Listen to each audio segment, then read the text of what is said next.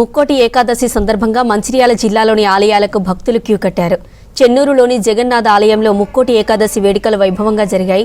తెల్లవారుజాము నుంచి ఉత్తర ద్వారం ద్వారా స్వామివారిని పెద్ద సంఖ్యలో దర్శించుకుంటున్నారు భక్తులు. 400 ఏళ్ల చరిత్ర ఉన్న ఈ ఆలయం ఒడిశా రాష్ట్రంలోని పూరీలో ఉన్న జగన్నాథ ఆలయం తర్వాత రెండోదిగా పేరొందింది. పూరీలోని ఆలయం మాదిరిగానే ఇక్కడ పూజలు నిర్వహించారు అర్చకులు. ముక్కోటి ఏకాదశి సందర్భంగా గోదాదేవి రంగనాథ స్వామి కళ్యాణ వేడుకలు నిర్వహిస్తారు.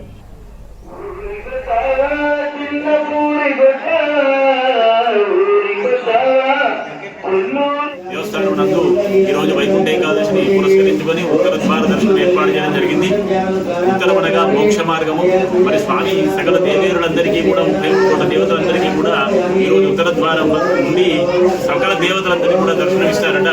అటువంటిది పురస్కరించుకొని గరుడారూఢుడైనటువంటి శ్రీమన్నారాయణుడిని అందరూ కూడా ఉత్తర ద్వారం వద్ద వేయించేసి ఉన్నటువంటి స్వామివారిని భక్తులందరూ కూడా విచ్చేసి స్వామివారిని దర్శించి తరిస్తుంటారు.